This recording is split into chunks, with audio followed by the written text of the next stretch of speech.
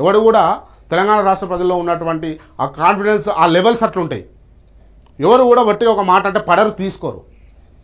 So ఆత్మగౌరవం తెలంగాణ ప్రజల్లో ముమ్మాటికి మీరు ఉంది అన్నా లేదు అన్నా మీరన్నా వాళ్ళన్నా ఖచ్చితంగా ఆత్మగౌరవం ఫుల్గా ఉంది తెలంగాణ ప్రజలలో. సో ఖచ్చితంగా ఎవరు ఎటువంటి మాటలన్నా తెలంగాణ ప్రజలను ఇబ్బంది పెట్టే ప్రయత్నం చేసినా తెలంగాణ రాష్ట్ర ప్రజలైతే ఊరుకునేటటువంటి పని అయితే ఉండదు. వాళ్ళు ఏం చేయాలనుకున్నా కూడా నిర్మోహమాటంగా చేస్తారు. ఎల్ఆర్ఎస్ను ఉచితంగా అమలు చేయాలని డిమాండ్ చేస్తూ బుధవారం జిహెచ్ఎంసీ కార్యాలయం వద్ద బీఆర్ఎస్ ఆధ్వర్యంలో జరిగినటువంటి ధర్నాలో పాల్గొన్నటువంటి ఎమ్మెల్సీ మధుసూదనాచారి, ఎమ్మెల్యేలు కాలేరు వెంకటేష్, ముఠా గోపాల్, మాగంటి గోపీనాథ్, అదేవిధంగా గజ్జల నగేష్ తదితరులు పాల్గొన్నటువంటి అంశం అయితే చూస్తూ ఉన్నాం.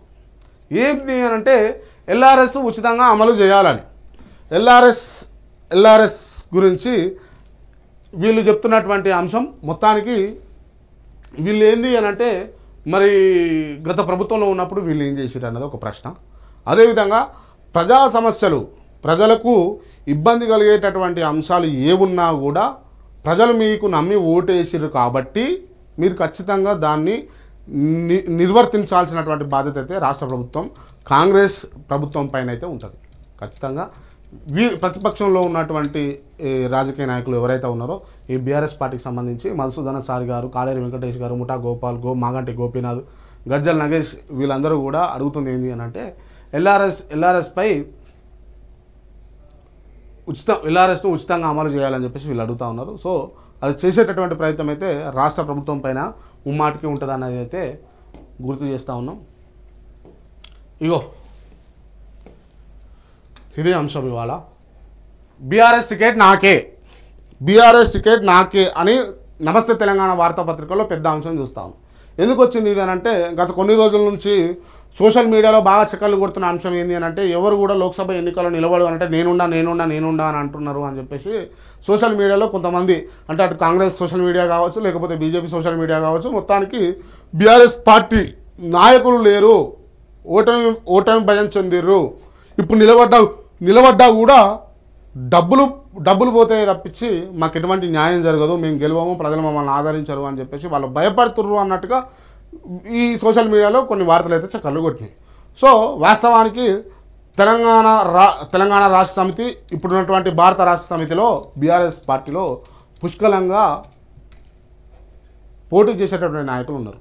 ఒక్కొక్క నియోజకవర్గానికి పార్లమెంట్ సెగ్మెంట్కు 5 చొప్పున 5-6 ఒక్కో స్థానంలో అయితే పోటీ పడేందుకు సిద్ధంగా ఉన్నారు. కాకపోతే ఏ పార్టీ అయినా ఏ విధంగా నిర్ణయాలు తీసుకుంటుంది అని అంటే క్యాస్ట్ ఈక్వేషన్ తీసుకుంటుంది, ఫైనాన్షియల్ ఆదరణ ఉన్నదా, ఆ క్యాడర్ ఉన్నదా అన్న అంశాల మీద, లేకపోతే ప్రజలు ఆదరించరా అన్న అంశాల మీద, తన వ్యక్తిగత బిహేవియర్ మీద, పార్టీకి లాయాలిటీగా ఉండడా అన్న దాని మీద ఆలోచించి టికెట్ నిర్ణయాలు అయితే జరుగుతూ ఉంటాయి.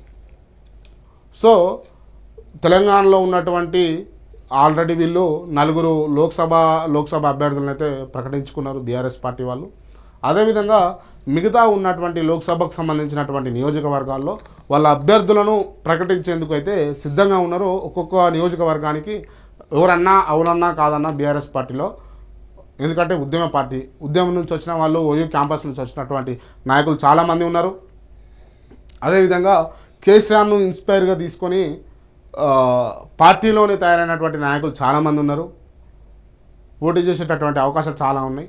అదేవిధంగా మనం గమనించాల్సినటువంటి అంశం ఏంటి అని అంటే ఏ రాజకీయ పార్టీకి కూడా ఎప్పుడు కూడా నాయకత్వ లోపం అనేది జరగకూడదు.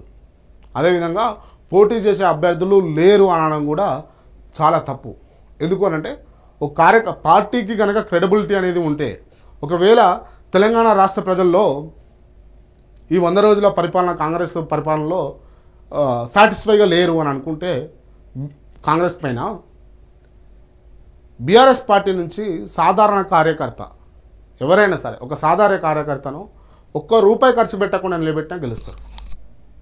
ఎందుకు ఈ అంశం చెప్తా ఉన్నా అంటే తెలంగాణ రాష్ట్రం ఏర్పడ్డ తర్వాత ముక్కు తెలియదు, మూతి తెలియదు ఒక్కొక్క రాజకీయ నాయకుడిది. ఇప్పుడు తెలుసు, అందరి గురించి చూసినాం. అంటే రాష్ట్ర వ్యాప్తంగా కొంచెం ఆదరణము, అదేవిధంగా సోషల్ మీడియాలో టీవీలో కనబడేసరికి కొంచెం అయితే వాళ్ళు మనకు ఐడెంటిఫై అయినారు. కానీ అప్పుడు తెలంగాణ అంటే గులాబీ, గులాబీ అని అంటే కారు, కారు అంటే తెలంగాణ అన్నట్టుగా ప్రజల్లోకి వెళ్ళిపోయింది. కాబట్టి తెలంగాణ రాష్ట్రం ఏర్పడ్డ తర్వాత జరిగిన ఎన్నికల్లో ఖచ్చితంగా ఎవరో ఏంది ఒక రూపాయి పెట్టనటువంటి పరిస్థితుల్లో కూడా ప్రజలు ఎవరిని ఏం ఆశించకుండా ఓట్లు గుద్దిరు బీఆర్ఎస్ పార్టీకి, అప్పుడున్న టీఆర్ఎస్ పార్టీకి. సో ప్రజలు కావాలి అని అనుకుంటే ఒక్క రూపాయి ఎవరు ఇవ్వాల్సిన అవసరం లేదు. సాధారణ కార్యకర్త అయినా సరే, అసలు కార్యకర్తనా కాదా, నాయకుడా కాదా, క్యాడర్ ఉందా లేదా అన్నది కూడా ఆలోచించారు ప్రజలు ఒక్కసారి విశ్వాసంగా ఉన్నారు అని అంటే ప్రజలు మీ ఏ పార్టీ నాయకుడిని, ఏ క్యాడర్ ఉన్న నాయకుడిని పెట్టుకున్నా, కార్యకర్తను పెట్టినా, కార్యకర్త అయినోని పెట్టినా, కానోని పెట్టినా కూడా ప్రజలు విశ్వసిస్తే ఖచ్చితంగా ఓట్లేస్తారు.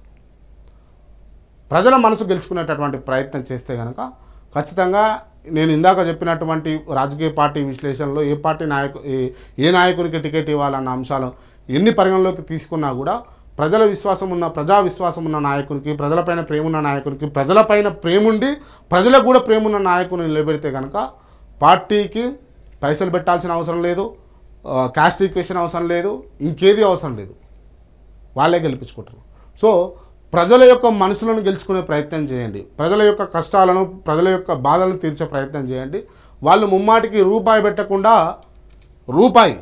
పెట్టకుండా వట్టిగా నోటి ప్రచారంతో గెలిచే అవకాశం ఉంటుంది అని చెప్పేసి గతంలో తెలంగాణ ఏర్పడ్డ తర్వాత జరిగిన ఎన్నికలు మనకు ఒక ఉదాహరణగా గమనించాలని చెప్పేసి అయితే నేను చెప్తా ఉన్నా.